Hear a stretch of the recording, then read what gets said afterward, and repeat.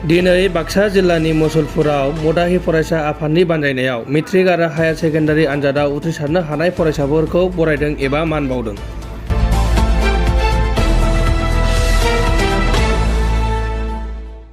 সদৌ মদাহী জনজাতি ছাত্ৰ সন্থাই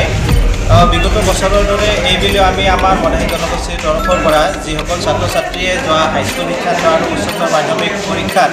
সুখ্যাতিৰে প্ৰথম স্থান নাইবা তাতকৈও ভাল এখন লাভ কৰিলে আমি তেনেকুৱা মুঠ 33গৰাকী ছাত্ৰ ছাত্ৰীক আমাৰ জনগোষ্ঠীৰ তৰফৰ পৰা এখন মানপত্ৰ, আমাৰ মদাহী জনগোষ্ঠীৰ এখন আলোন, লগতে এখনি ডিক্সনাৰী আমি সম্বৰ্ধনা জনাইছোঁ। আৰু সম্বৰ্ধনা জনাইছোঁ উচ্চতৰ মাধ্যমিকত সৰ্বোচ্চ নম্বৰ পোৱা আৰু হাইস্কুল শিক্ষান্ত পৰীক্ষাত সৰ্বোচ্চ নম্বৰ পোৱা এজনকৈ আমি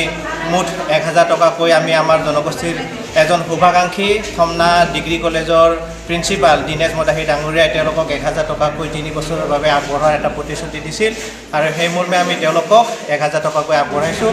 আৰু সেই 1000 টকাই যথেষ্টখিনি নহয়, আমি জনগোষ্ঠীৰ তৰফৰ পৰা যিখিনি তেওঁলোকক শুভেচ্ছা তথা সাহস দিব লাগে আৰু সাহস আৰু অনুপ্ৰেৰণা যোগোৱাৰ বাবে আমি আজিৰ অনুষ্ঠানটোৰ আয়োজন কৰিছোঁ। আশা কৰিছোঁ আমাৰ জনগোষ্ঠীৰ ছাত্ৰ ছাত্ৰীসকলে অইন জনগোষ্ঠীৰ ছাত্ৰ ছাত্ৰীসকলৰ দৰে শৈক্ষিক জগতত তেওঁলোকৰ কেৰিয়াৰ গঠন কৰক আৰু সেই কেৰিয়াৰে যাতে জাতিটোলৈ সুনাম কঢ়িয়াই আনিব পাৰে আৰু জাতিটোৰ যাতে সুনাম অৰ্জন কৰাই আমাৰ পিছপৰা জনগোষ্ঠীটোক বিশ্বৰ দৰবাৰ চিনাকি কৰি দিব পাৰে আৰু জাতিটোৰ নেতৃত্ব লোৱাৰ কাৰণে তেওঁলোকে ভাল মনোভাৱেৰে এজন ভাল সুনাগৰিক হিচাপে গঢ় লৈ আমাৰ পৰৱৰ্তী নেতৃত্ব ল'ব পৰা ব্যক্তি হিচাপে ওলাই আহে। তেওঁলোকক আমি তেনেকুৱা ধৰণে গঢ় দিয়াৰ কাৰণে চেষ্টা কৰিছোঁ। আশা কৰিছোঁ তেওঁলোক আমাৰ মদাহী জনগোষ্ঠীৰ এজন সুনাগৰিক হিচাপে সমাজত পৰিচিত হৈ জাতিটোক যাতে আগবঢ়াই নিয়ে। এইখিনি